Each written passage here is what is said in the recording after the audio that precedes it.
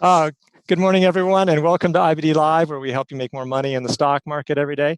I'm Ed Carson, news editor here at IBD, and with me today are Chris Gessel, Chief Content Officer, Ken Shreve, our senior markets writer, and a big part of the leaderboard and a lot of other features, and Mike Webster, our head market strategist.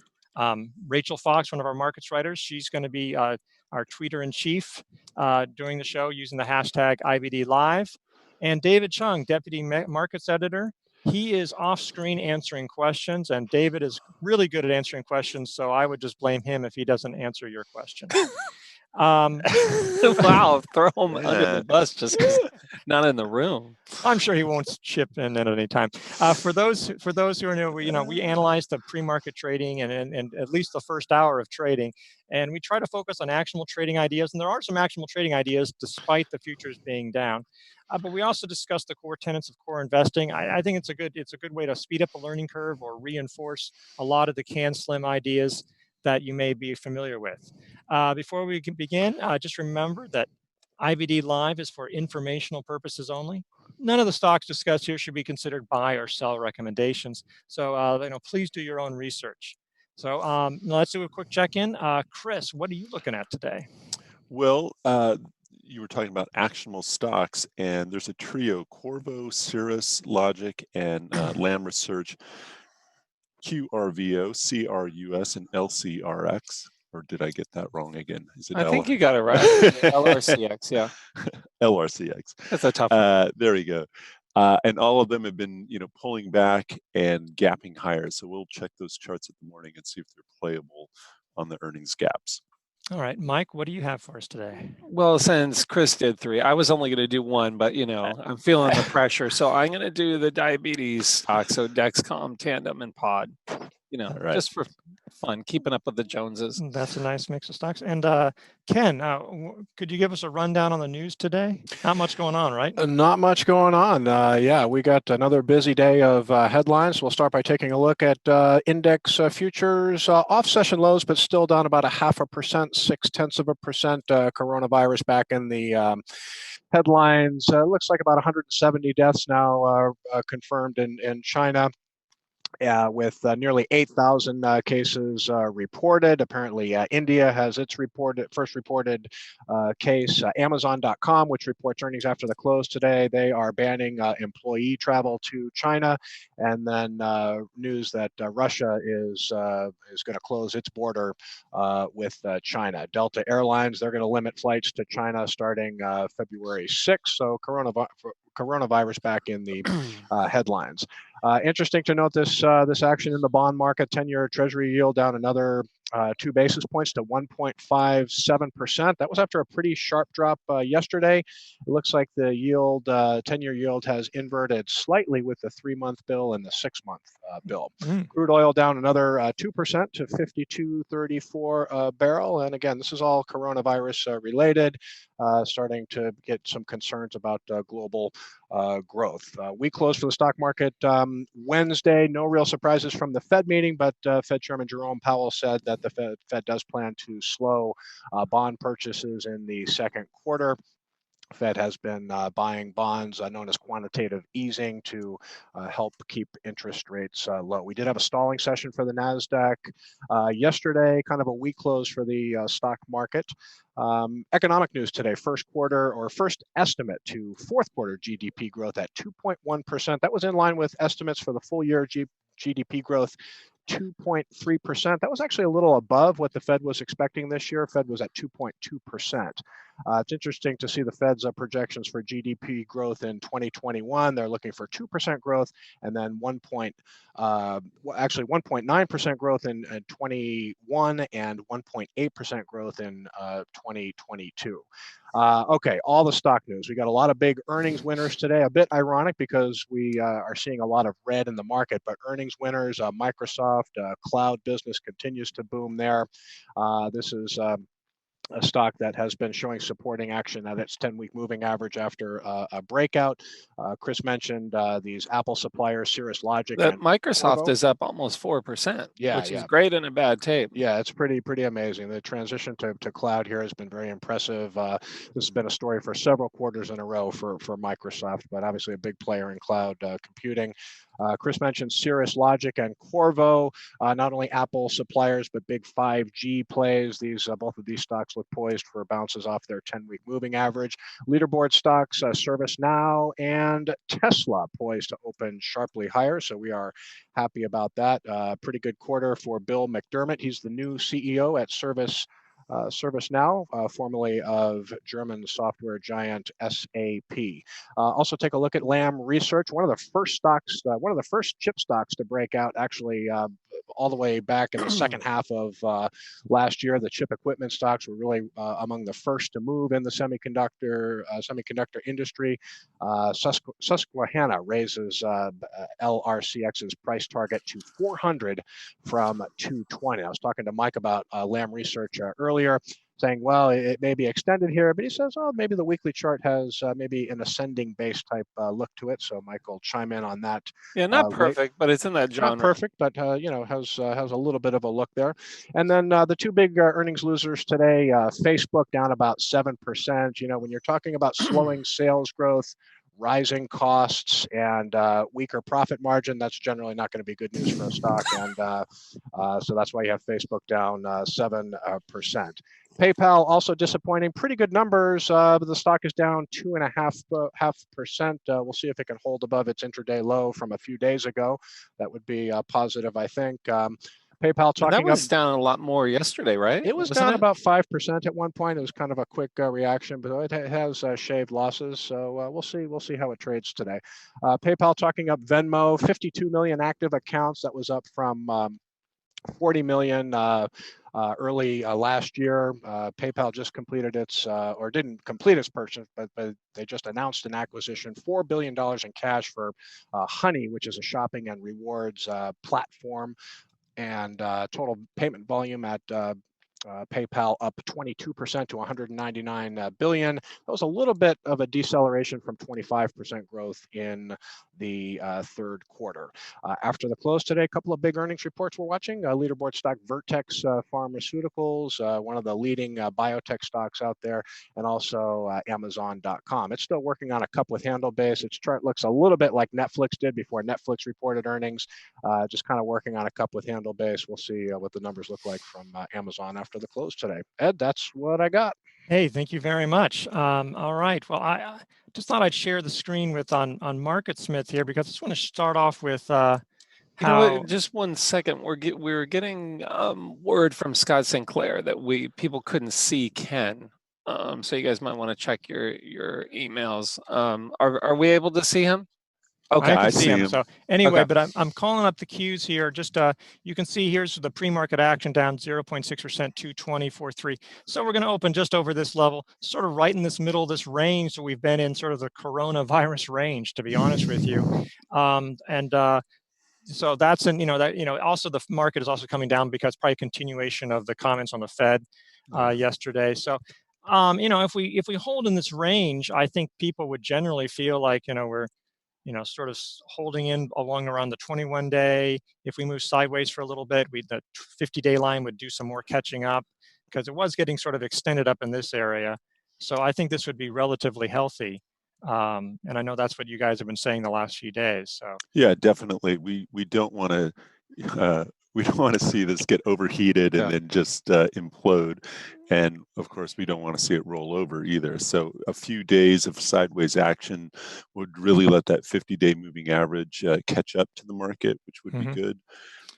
It's just, the thing is, we know that this is good for the market. It's just, I don't like it when it's nobody red at the open. Yeah, like 90% of my screen is red. It's not fun, but it's better to be red in the morning than at the close. Right. Yeah, that's true. So we'll see how it works out. But I completely agree with what both of you guys said. This is healthy, and staying between that range is ideal. And the longer we stay, the better. Assuming it's not too long, but I would say a week or two would be picture perfect. All right, well, I'm going to share a screen of moving over to get a 5-minute chart of Corvo. As you can imagine, it's gapping up. It actually gapped up really quickly and came down. So that's not the greatest 1-minute open here. Nope. The market is obviously selling off. You can see, we've got losses of 0.5, 0.6, 0.7 or so to start, but that's not as bad as it could be. LRCX, also, I think all of those chip names, not the greatest open. Nope. They've been not. So it's hard to get a lot of picture here. I'm just going to go back to various. Let's also take a look at now, another one that's gapping up out of the shelf. Same sort of thing. Yeah, even though the market seems to be coming off a low, so maybe there was that initial spot. So we'll see if they can, shore up again, because it seems like Corvo is already off its, 1-minute low. Okay. So it's at near the high of that. So it just had Could we switch to the MarketSmith charts now? Yeah. And get a better sense of. All right. Now, yesterday, it's not quite starting in. Yesterday, it came down, even though Apple had a strong day, but a lot of the Apple chip makers came down because they're also 5G plays. Okay, here we are. Now it's popping up here. As you see, it's gapping above this, gapping above the 50-day, 10-week line. If you look on a weekly, let's go to the weekly chart, it also has a 3 weeks tight. It sort of was a 4.5-week consolidation. There was a tight pattern in here. I'll be honest, Cirrus and Lam Research also have tight patterns, also are rebounding from their 50-day lines. Yeah, I mean, besides the fact that the market's selling off, it really seems like growth is taking a bigger hit today than the market. So that's always the downside of this. But Corvo, I mean, stock that was one of the first ones to really break out and run higher. And this is a good second chance if you miss that first breakout. Yeah, Fidelity Contra is in there. I'm not crazy about the numbers if you kind of highlight the quarterly area. Right. They're kind of all over the place, and not certainly 4% sales is not anything to get excited about. But I do like the action in the stock, and in the weekly chart, it's had a decent move, enough that it shows that it's a leader, but not so much that it feels extended, like it's I'm going to go to Cirrus Logic, because that one is really moving. It was only up about 4%, and it's actually up 10%, so it's actually a little higher than this. This one, if you want a little bit better numbers, here we go. As you can see, we've had several quarters of improvement on Cirrus Logic. It's already had a few moves, but and the key there is, if you go down to the quarterly earnings, it's not that it's 55%, that it's 55 up from 44, up from 25, up from a negative. So when we see acceleration, that was always a big thing that Bill would always focus on, is 3 quarters of acceleration. If you had it in earnings and sales, it was even better. And so you do have that in sales. I mean, although it is coming from a negative rate up to positive. So I would say this one is certainly a higher quality, from at least from a quarterly standpoint. Move too. Since then, and broke out earlier. And like Corvo, you mentioned the tight weekly closes for Corvo. Cirrus is doing the same thing. You had a little 4 weeks tight pattern here, just above the 10-week moving average. So this again, the market continues to come way off of lows. The Nasdaq is only down about 0.4 or even less. Chris, what did you want to say? Let's take a look at Lam. Yeah, and Cirrus is obviously, they're all over the place. I mean, some of these stocks, you can see some of their movements. Lam is now the market is looking a lot better. This is much more normal in the so looking at my own stuff. Again, all of them had this 10-week line. Lam is above the 4 weeks tight, as Ken was saying. Can we look at the daily on that one and see what it? Yeah, that. Now, this isn't Lam's like meat lamb. That would be Lamb Weston, maybe. Okay. But like, it's too early for my jokes. But it's it ended several quarters of declining earnings and sales. I mean, you're seeing all those companies turn around. It's supposed to be stronger growth. I can't remember what quarter. I think it was Q3 and it was going into Q4. So 2020 is almost over.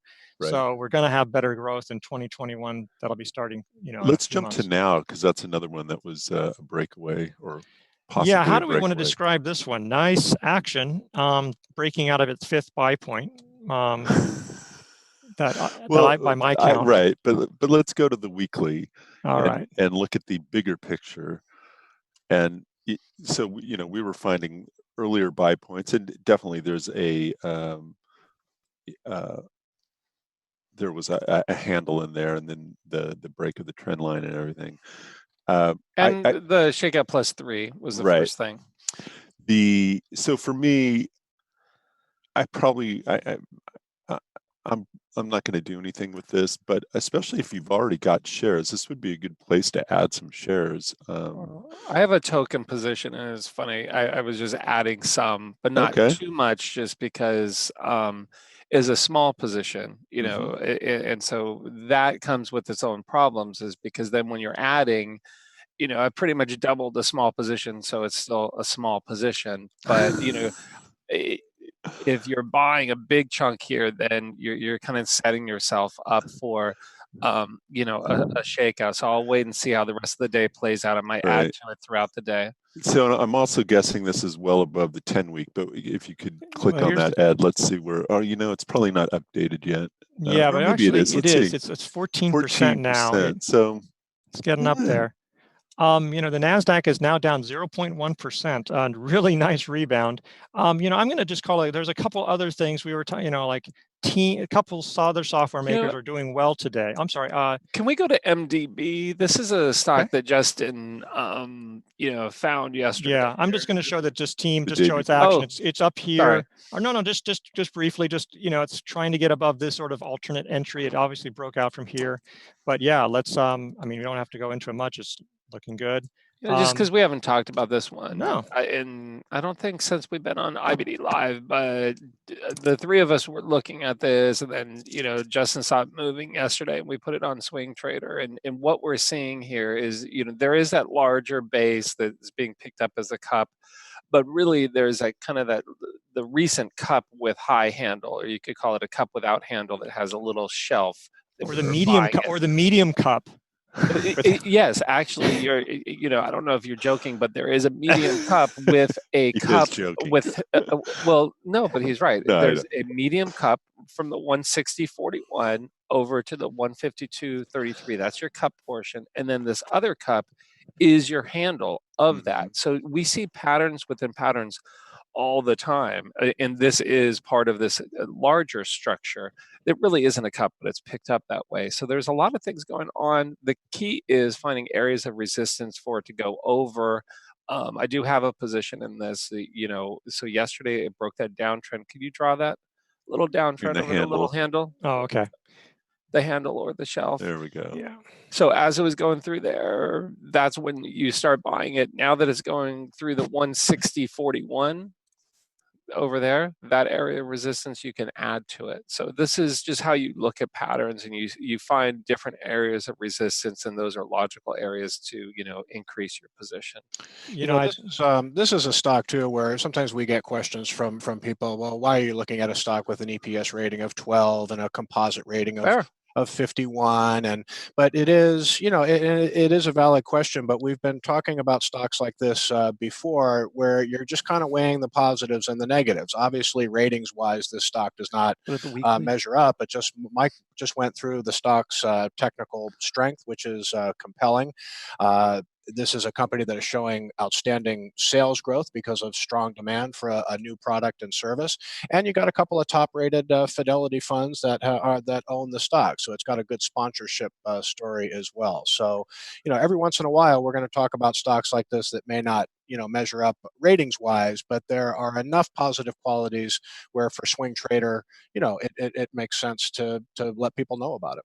Ken, you are so right. And with this, the key is really that huge sales growth. So we were looking at Corvo and Cirrus and compare that sales growth to this sales growth. I mean, this is massive, and that's why it had that huge move last year. I'm typically not a fan of a stock that builds this giant base at the top of a bunch of smaller bases, but it really had just gone out of favor for a while. And the sponsorship is great. You've got Wells Fargo Discovery, which is a great fund. Invesco Oppenheimer Discovery, great fund. Contra is in there. Point72 is in there. Gilder is in there. Did I mention Wells Fargo Growth? Yeah, so there's tons in there. So how do you look at this one, Chris? Well, we've talked a little bit about this where you just need to look at the market and what is working in the market. And what we've noticed over the last few years, especially with newer stocks, is that Wall Street really rewards sales growth. And massive sales growth. Yeah, massive sales growth. And we've also talked about there's been a shift in how the IPO market works. Private equity is a much larger player, and they're typically keeping companies. It's funny, it's a bifurcation of the IPO market.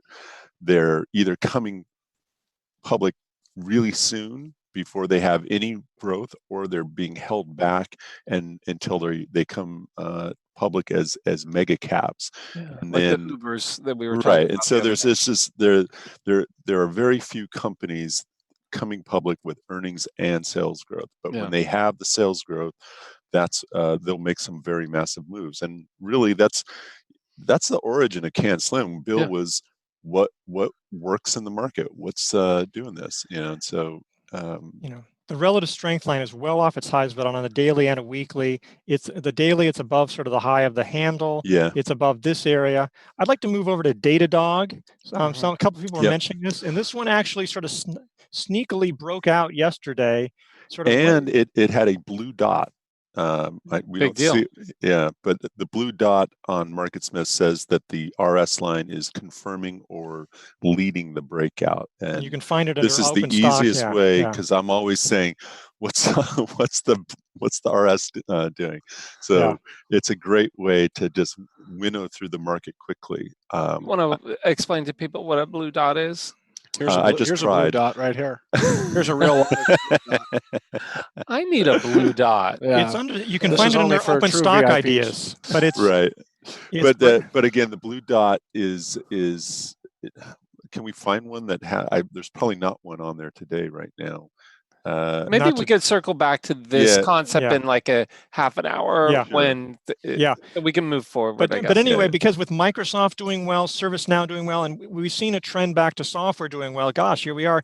Team is moving up to its highs. Mongo is extending its breakout. Datadog is extending its breakout. So it's not, it's you're seeing that kind of positive move in the software.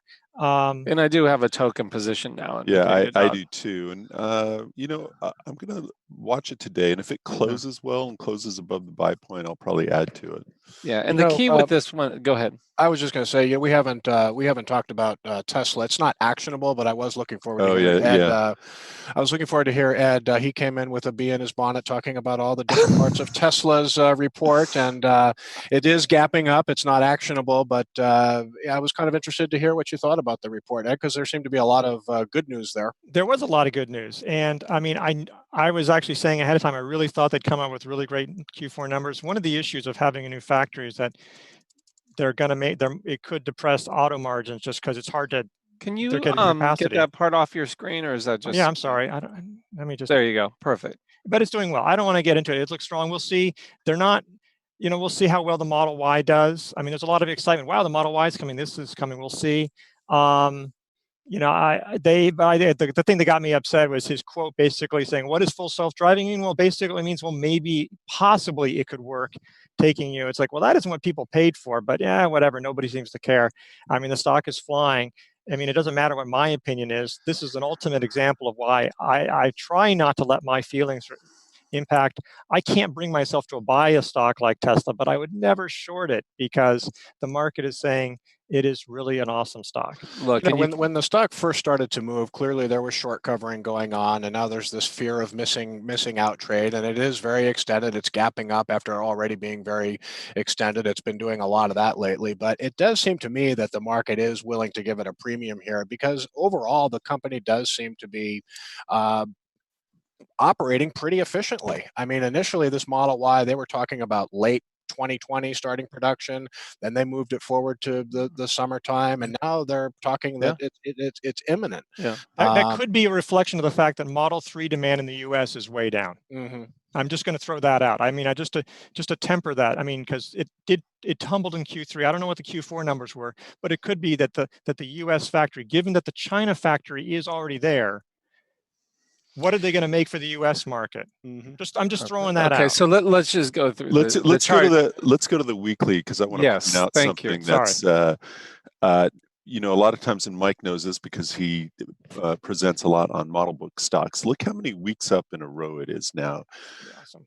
1, 2, 3, 4, 5, 6, 7, 8, 9 weeks, and the first week was, you know, pretty small, but that's something that we see when we go back and look at some of these monster movers, that they have moves like that coming out of their first base, and this big long consolidation.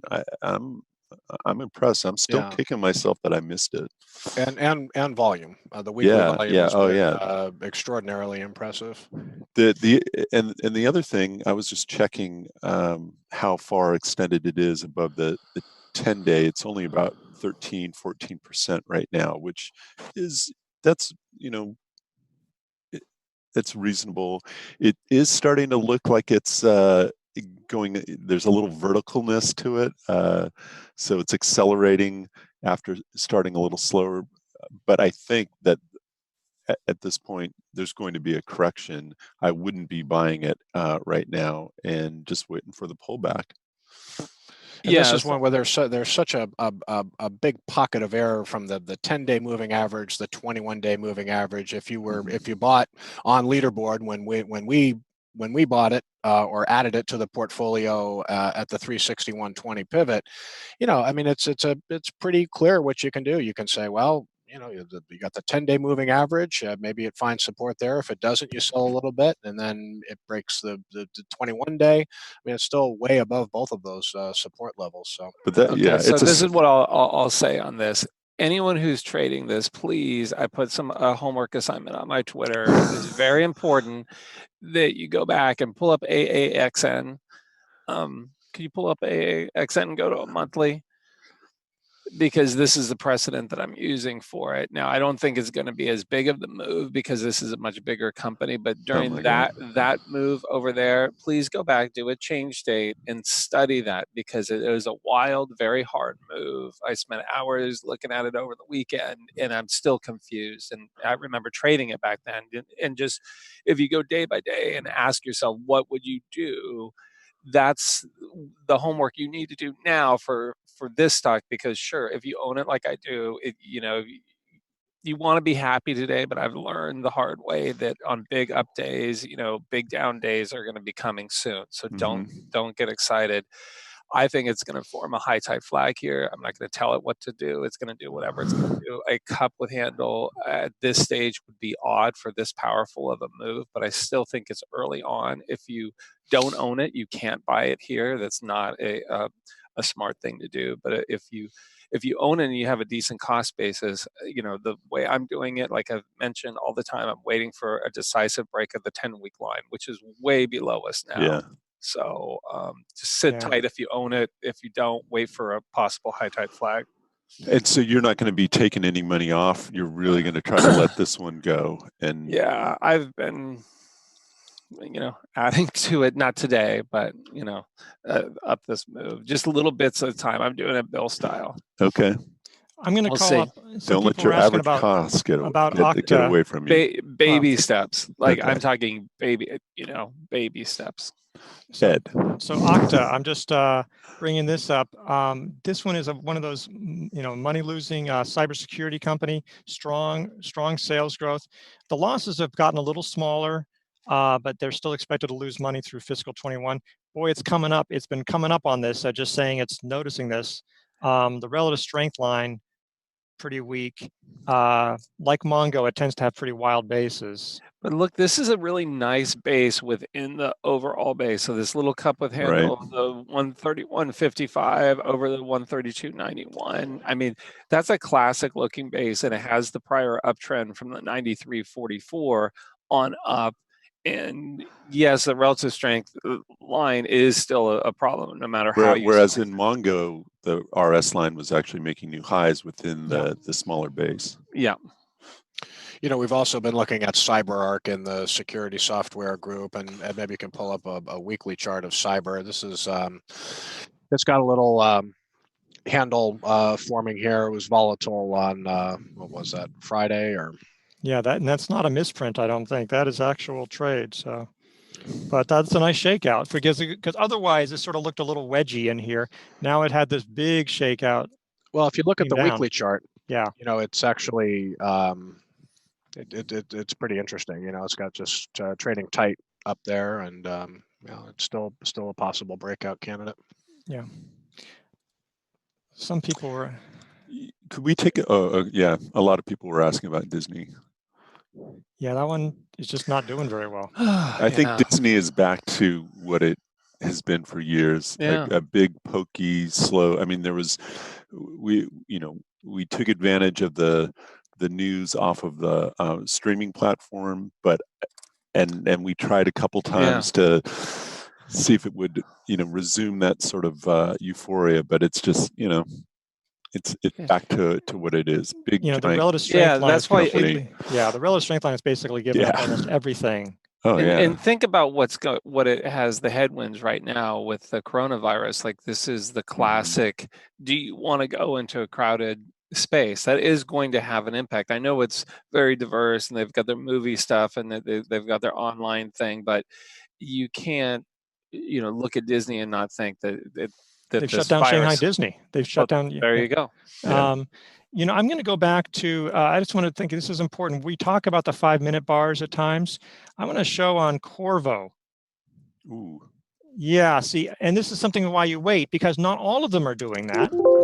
Cirrus, isn't the greatest, but Cirrus is near the highs. It's up 8%. You can't get too upset with that. It had this early print, but other than that, it's sort of been doing that after the first, trade or so.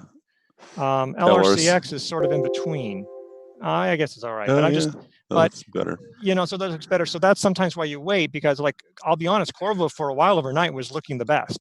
It was looking the Yeti best. is moving. I was just looking at our Yeti. That it's not really actionable, but I was just trying to find some new merchandise that we haven't talked about in a bit.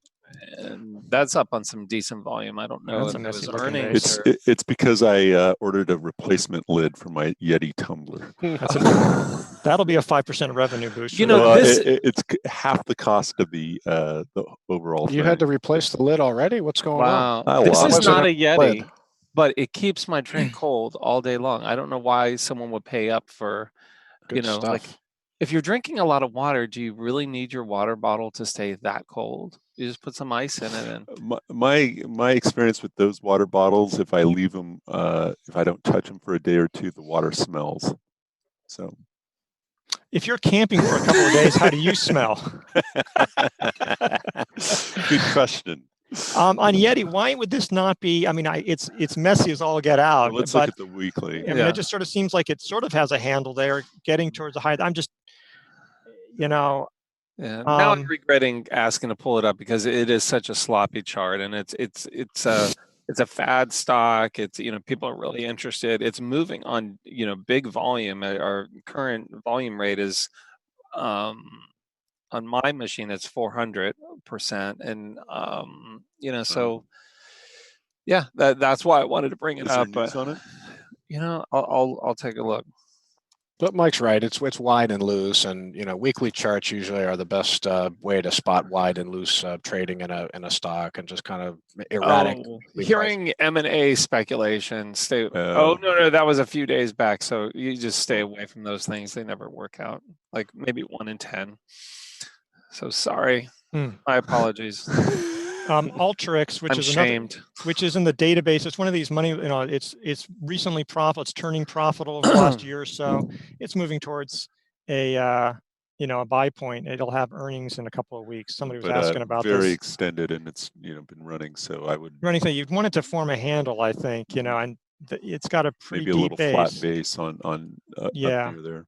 Hey, can we jump to some of the Chinese stocks like LK? is in the leaders watch list is the biggest one down today. So it's down to its 50-day.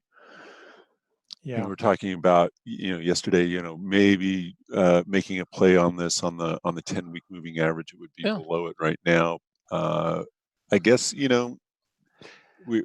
it seemed like, the whole coronavirus is yesterday at least was like not a big deal. And it seems like, I haven't been plotting the numbers, but it seems like there was a big acceleration in cases last couple days there have been, and I think it has more cases than the SARS virus. Mm-hmm. SARS virus is more, from what I've read, was more deadly than this. Though I don't think we really have an idea on it. But yeah, well, this is why on this you were one saying about I was 40.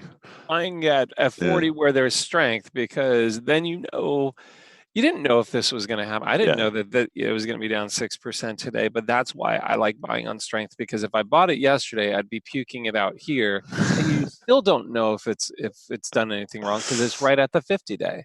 But I know people that are super successful just buying it as it comes into the 50-day, and at some point they might have a big loss and they finally have to cut it. So you just have to know your personality. If I'm down 6-7%, like I'm freaking out, I'm selling this stuff. Whereas you look at the chart and go, okay, well, that's what you would expect it to do. So why not set yourself up for success if you're like me and you want to, when you buy it, to see it immediately go? That's kind of the Livermore way of when you buy something, for it to immediately show progress. To do that, you have to buy on strength. There's no other way around it. The coronavirus might eventually be too much for these Chinese stocks, but right now this still looks like a test of the 50-day moving average on the daily chart. It hasn't been a decisive break yet. So sometimes really strong stocks, they'll ultimately find support. On the weekly There's chart, a lot of volume. Yeah, I mean, the weekly chart, it's below the 10-week, but the daily chart, it's still testing. So so let's look and how far. I mean, you can clearly see it's below the 10-week if we check the percentage. It's 3.4% off according to this. Yeah, so that would be too much. To my rules, if this were Friday afternoon and we're getting towards the close, this would be a sell for me. But we still have another day and a half of trading, so we'll see how it shakes out. Let's go take to a look at Baba. Baba. Yeah, great minds think alike. Okay, I'm going to go on a daily because I'm not sure how it's reacting today. So it tumbled through here, came back above the 50, and now is testing it again. Yeah, it's actually holding just above the low of the prior day. So that's good. It's going to see how JD it's holding in there. New GSX. Oriental EDU is just a little bit below. Yeah, GSX, which is just online an inside only. day, no big deal. That is such a monster. I cannot believe we don't own it. None of us own it. No. What is wrong with Dave? us? Yeah, Dave. Dave was on it early on, but I don't think that he owns it. And it's just goes to show that if you use, a rule like, you're going to wait for it to decisively break on this one, maybe even the 21-day, it would have kept you in. Yeah. Decisive close below. And it's very easy to say, very hard to do. It's nice when you get one of those. Yeah. They don't come around all the time. So we have to see. I mean, because it's just like, look, a huge amount of the country is just sort of shut down. I mean, it's like while it may just be a little bit of a blip on the global economy, if it peaks out in a few weeks, it is really slowing the Chinese economy. Right. And it's like there's not much is going on. You can imagine if we basically quarantined LA and Chicago and New York and said, hey, just don't travel in general. I think that would have a big impact on our economy. But the traffic would be great. So can we go back to the Qs? Okay, sure. Just on here, have we turned positive? No. Actually, we faded again a little bit. The NASDAQ is down about 0.25 or so. But my point was, this is great action. If you look at the daily, you want it to. It's a relatively now. It's still early in the day, but it's a relatively small spread. And you just wanted to kind of mark time here for a while. So if it can do that in its earnings season, we've got an impeachment going on, and we've got this massive virus, that we don't truly know what the impact is going to be. And yet it's tight action after that gap down. So this is what we would like to see. Doesn't mean you get crazy aggressive. It allows you to hold your current positions a little easier and allows you to manage some stocks if you need to, add a little bit here or there. All right, I'm going to go to PayPal, and then I'd like to get to Facebook. Just PayPal, we would like it was a loser. It tried to cut, actually almost got to break even, sort of like the NASDAQ, but it's pulled back some. But that has a history of, if you go back to June or January of last year on the earnings day, where it came down, shook people out, and then turned and then never looked back. So I think this is, forming a, a nice handle area here. I wouldn't buy it now, but, I'm going to keep an eye on it because it could end up just forming a handle over the next, well, it already has really a handle. So the high of yesterday would be the first entry that I could see just going over that resistance. And it's still holding above Monday's low too. I mentioned that in the news. When it so that's just from a swing trading perspective. I think that that's noteworthy. It hit a low of 112.31 on Monday and went down to 112.42 today and moved off its low. So I agree with Mike. This is just a nice little handle area. Just have to see if it proves itself. Yeah. Can we go out to the weekly on this one? Sure. Because we were talking about some high flyers, like the GSX, the Tesla, the even the MDB, things like that are really high octane type of names. And this is a more slow, pokey, steady stock. And you want to have stocks like this in your portfolio. And typically they're going to be a little bit bigger positions because you can sit with them, but they're not going to be, these things that are going to run up. You're not going to see a GSX move out of a PayPal, but you're not going to have those, those crashing downs like an LK, down 6%, on some random day. Gotcha. Typically. I'm going to go to Facebook because people are asking about this, understandably. The stock tumbled through its 50-day line and bounced back. I think it may be a little different on the weekly, pretty high expenses. So it's right at the 10-week line, but rebounding above the 50-day. Ken, what do you see on this? Well, I think it's interesting. The daily chart and weekly chart are kind of telling two different stories. I mean, if you go back to the daily chart, I mean, this is support so far at the 50-day moving average. It breached it. Now it's all the way back at its session high, still down about 5.5%. So pretty compelling action at the 50-day. But when you go back to the weekly, and I'm actually going to be writing on 50-day and 10-week moving averages for the Investors Corner this weekend for IBD Weekly. But you go to the weekly chart here, and it's near its low for the week. It's testing support. This is not an example of a stock finding support at the 10-week moving average at this point. So I will say overall, its chart is still intact. It's not flashing any major sell signals, even though it's down sharply today. I think with stocks, you've got to think of it. This is a company that you're investing in, and some people love Facebook or Instagram and are on it all the time. And if that's the case, this is a perfect stock for you. Looking at, hey, it's getting support today. Maybe if it's able to come back and give you an entry, you're in it. If you're on the other side of the fence, like I am, thinking that they're very intrusive and listen to you, I could be wrong. Who knows? That I'm probably wrong. No, then you don't trade it, because the first shakeout, you're not going to have confidence in it. It goes back to the, when Bill was trading Pick and Save or Price Company, he'd go in the stores, he'd see people buying stuff, he'd count cars in a parking lot and have confidence in the stock. And so just always think about that. It's not symbols that you're buying, it's a part of a company. And that's why I like trading Costco, because I think it's a good place to shop. I'm also just going to bring up Snap, which is going to have earnings next week. So I think people on my computer, if it'll go, just that one is holding very nicely, sort of forming a little shelf above the buy point here. They have earnings next week. So I personally would want to try to stay away from it until earnings at this point. But well, I have a token position in it, and it's going to stay a token until through the earnings. And then if it goes over this area of resistance, then I'll add, to it. But I agree with you. You don't want a big position or even a decent position going into earnings if you don't have a cushion. Hey, can we jump to the diabetes stocks, starting with Tandem, which were your three, Mike? I know, but I was trying to be nice and wait patiently. All right. So this is one I think both you and I have positions in this. So what I really liked yesterday, and if we go to the weekly, was just massive volume on the daily bar. We saw that on the weekly, and now, as one of our viewers was pointing out, yesterday's action cleared all the resistance going back for a year, for more than a year. So this is, looks good. It's not as profitable, and it's not in, maybe the sponsorship isn't as good as what we see for Pod and for DXCM. But it does have good sponsorship, like Lord Abbott's in there, Okay. American Century Ultra, Invesco, Oppenheimer Discovery that we talked about with the other ones. But I agree, it's still the Dexcom and the Pod have better sponsorship. Can we go to the monthly? I'm actually going to just quickly punch over to Okta here. It was getting it's crossed above that.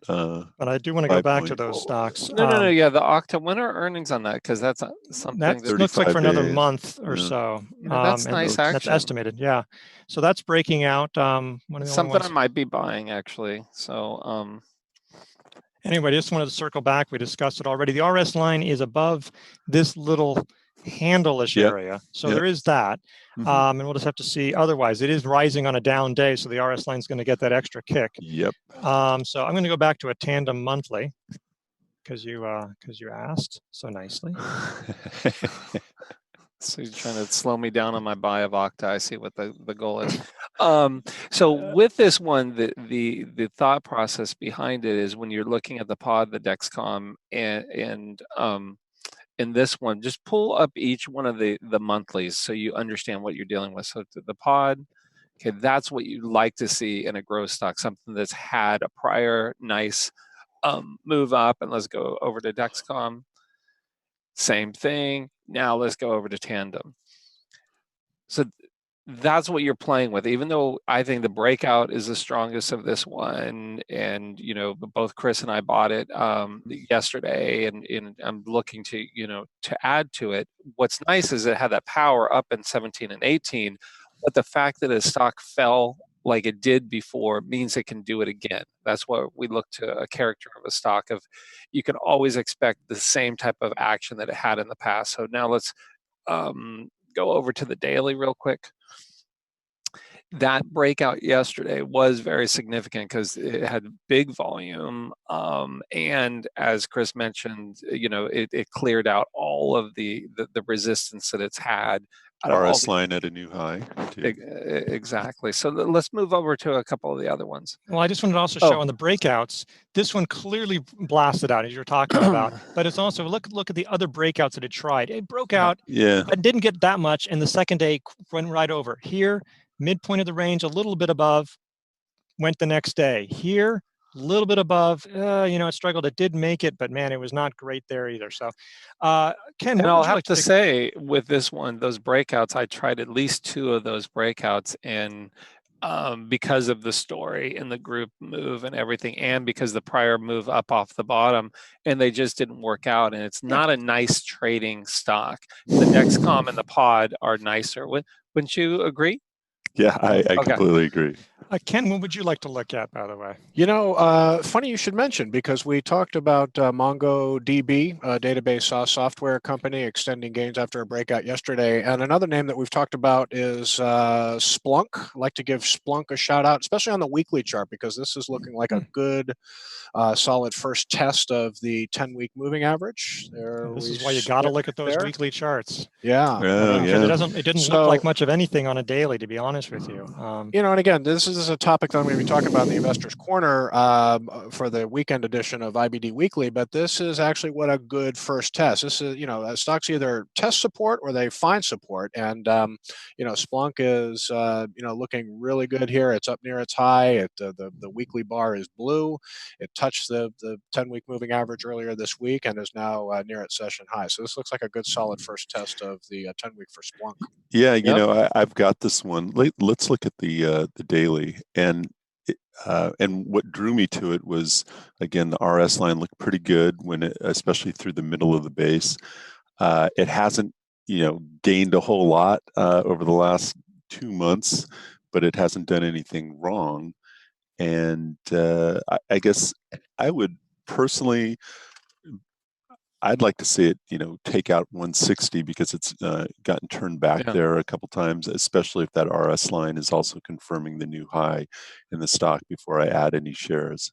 The action of this one, it kind of reminds me of VRTX a little bit. It was kind of, had fallen by the wayside for a while, then it had a big move up, and it's just kind of completely different stocks, right?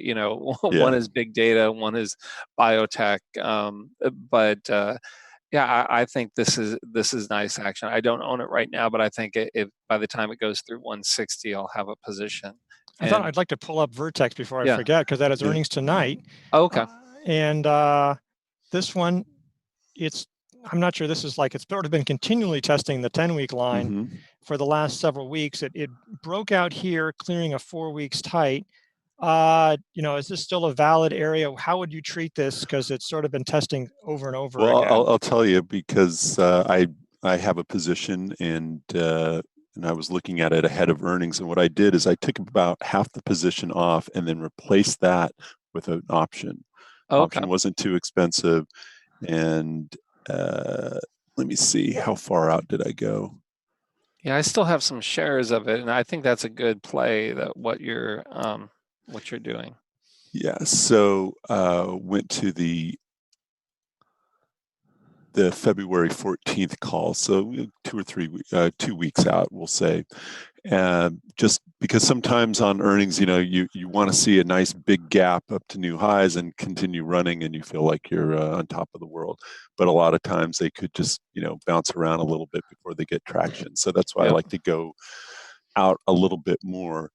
But the whole idea is I've reduced my stock risk, and then with the option, I know exactly how much I can lose, and that was the amount paid for the premium. So it's kind of a halfway, to limit your risk but still have upside participation. This is a half position on Leaderboard currently. So and it's actually one of the stocks on Leaderboard where we don't have a hefty profit cushion. So we're going to be deciding what to do ahead of earnings. And speaking of earnings, why don't we could take a look at Amazon.com. And I will in a moment. I just wanted to just mention on Vertex that I'm going to bring it up. But on Vertex, we did a new America on this, and Allison Gallen, again, she always does a great job. I mean, Vertex is going to have a lot of strong earnings because of this new super cystic fibrosis drug, but they've really been getting into gene editing as well. So I'm going to put a link in today's recap email to that new America, because it is interesting, all the stuff they're doing. They're doing stuff with CRISPR and some other things to continue on, because they're sort of done with cystic fibrosis. She is a great writer.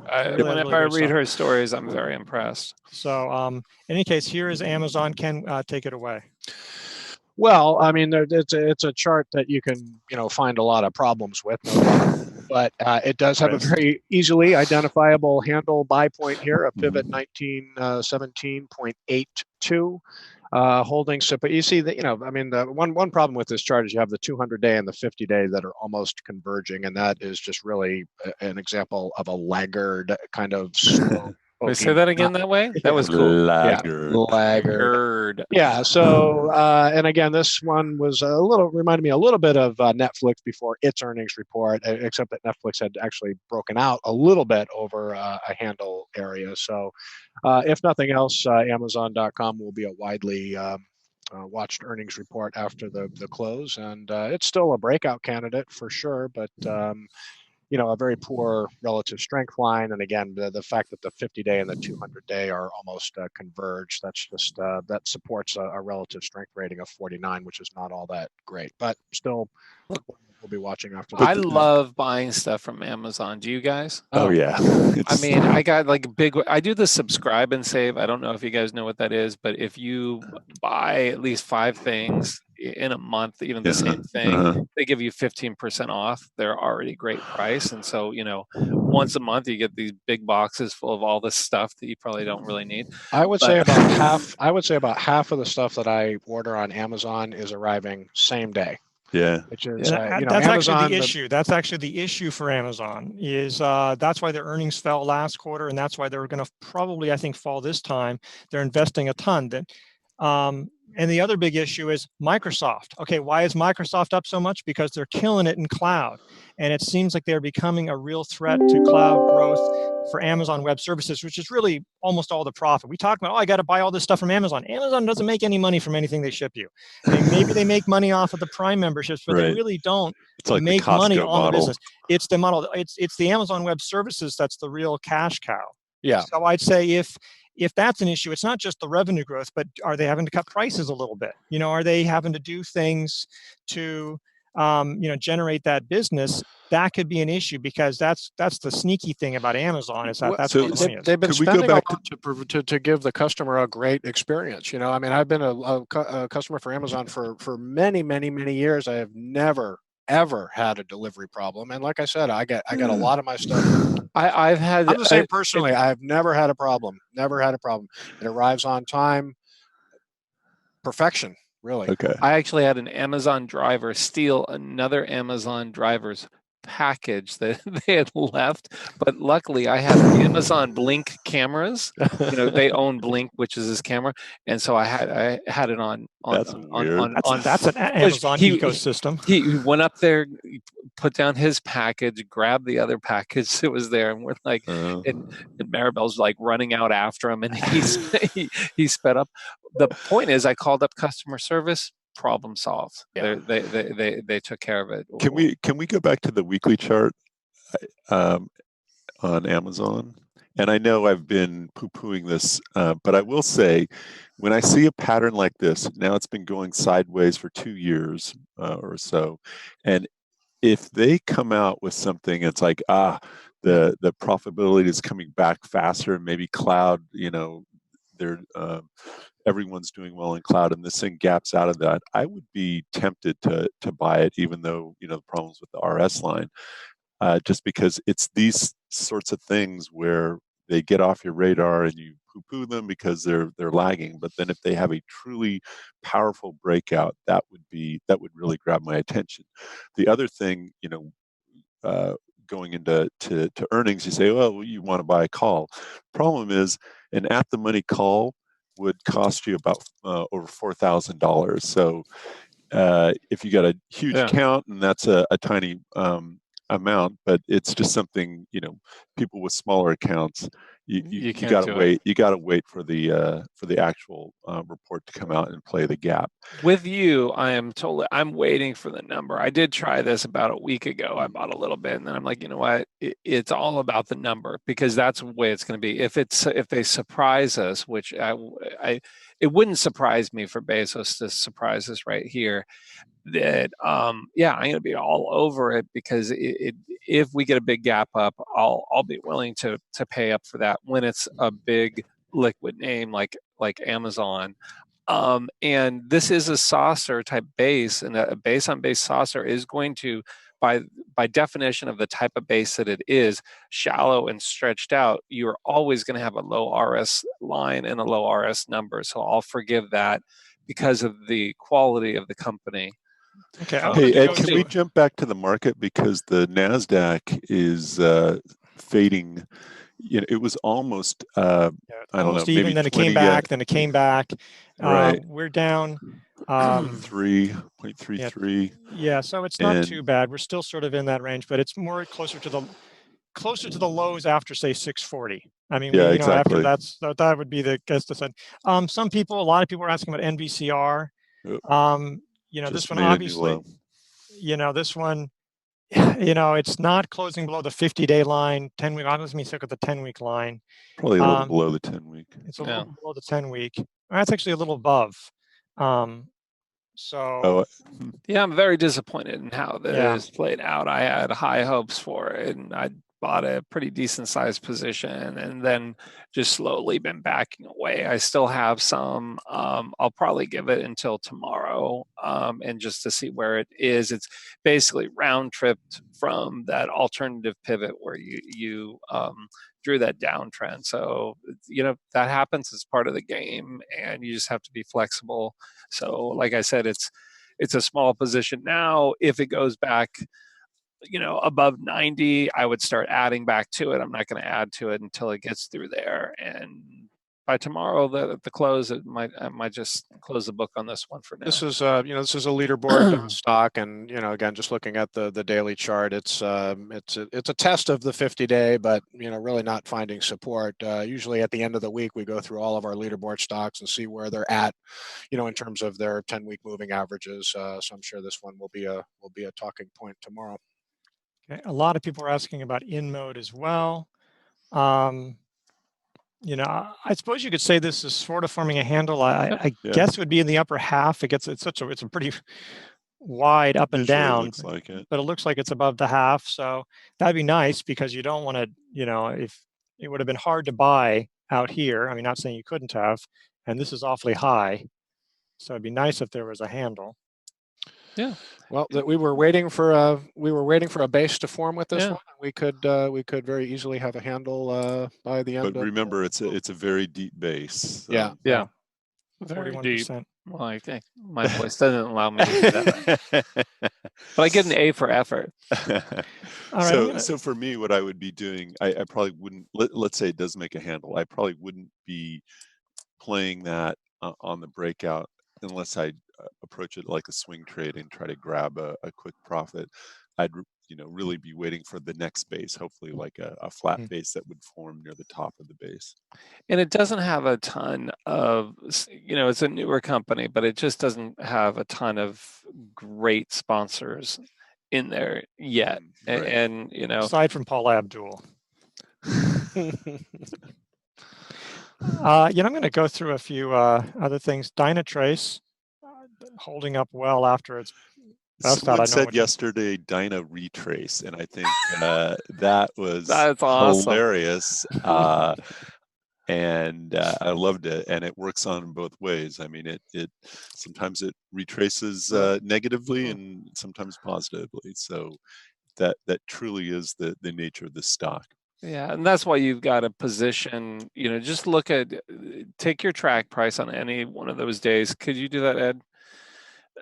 And just look at the percent change, 8% that day, do another day, in the middle of that shelf, just, keep going. Right, so another 6%. And so when you do that, it helps you to understand what to expect. And so if you're going to trade it, then you just have a much, much smaller position size. And if you go to the weekly, it looks better on the weekly. And again, that's why it's nice to take a step back from the daily action.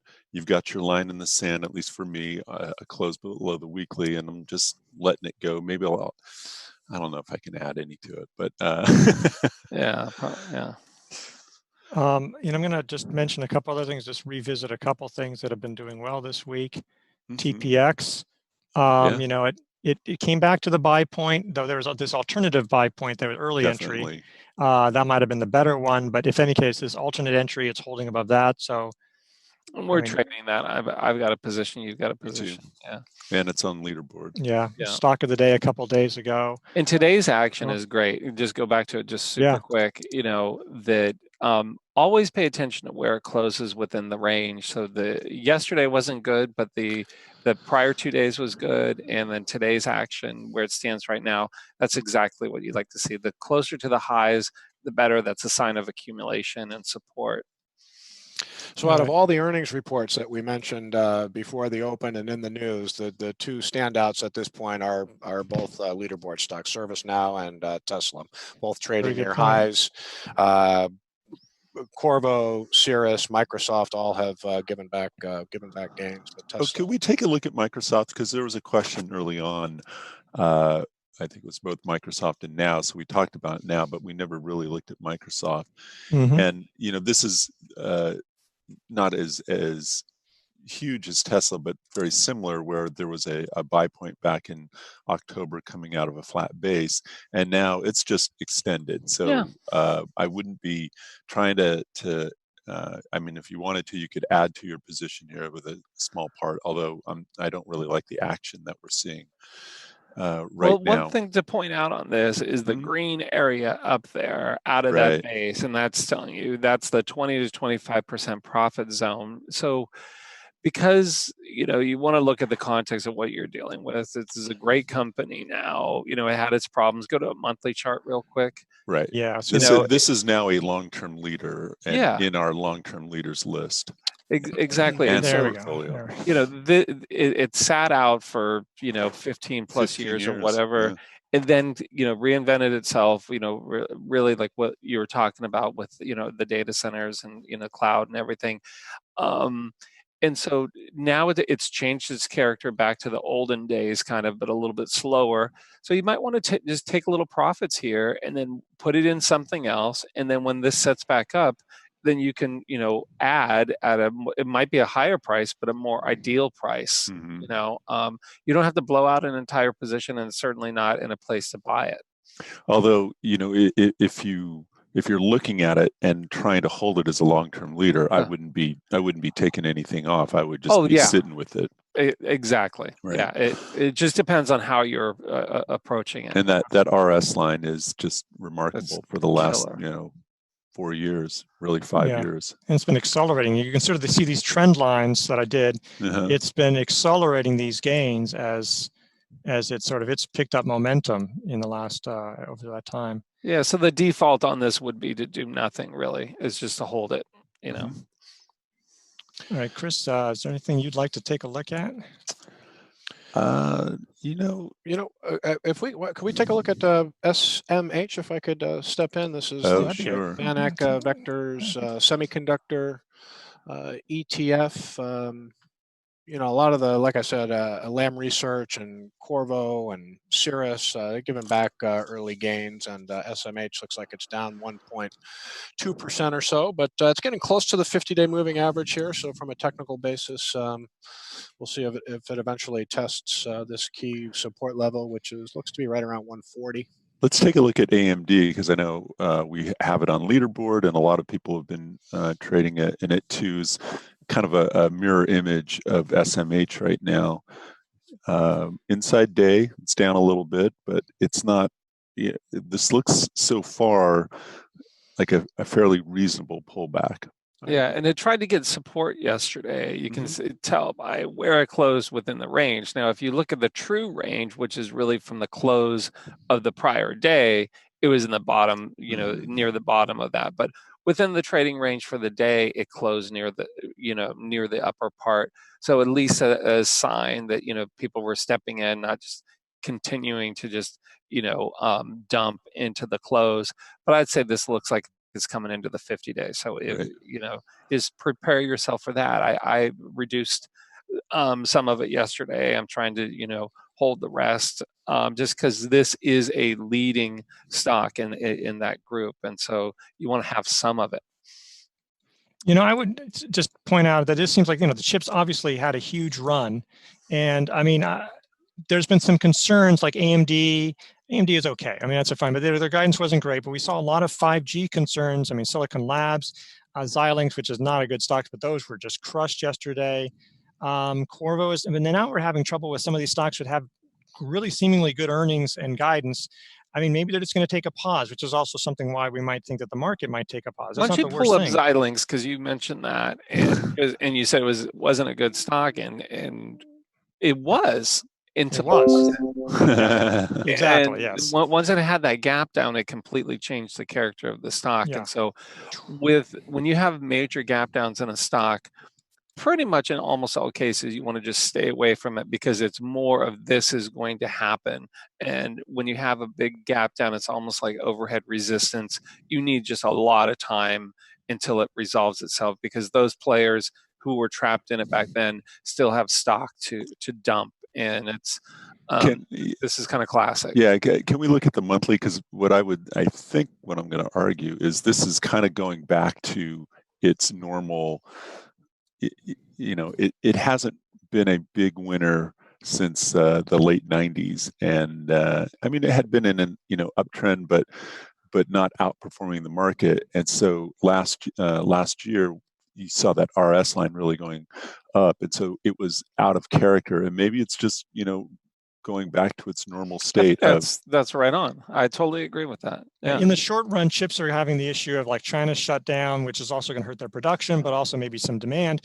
I would just also, say like 5G, there's just a little bit of concern. I think it'll be very interesting to see in the coming days and weeks from the buyers and the suppliers and the product makers, the telecom companies, what they're saying about 5G, because if 5G is not as hot as people say, that is a problem for chips and really the whole stock market rally.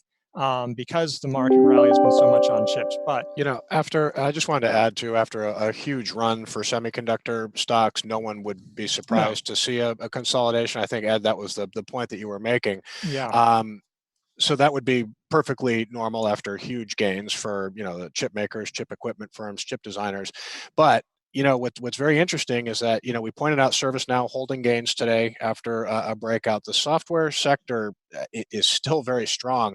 I want to just take a look at a chart for Salesforce. CRM. Oh my God, that's exactly what I wanted to go to. Okay, great minds. Yeah, I mean, it's going all over the place. Great minds or simple minds, either way. You look at the recent selling in semiconductor stocks, but you got these software stocks like ServiceNow, and the list goes on and on and on.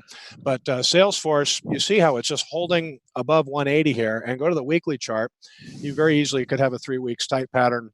It does have a 3 weeks tight pattern at the end of this week, or maybe it already does. And so a monthly on this one. Yeah, but that would be right now. This would be the buy point on the 3 weeks tight. Just to throw that out.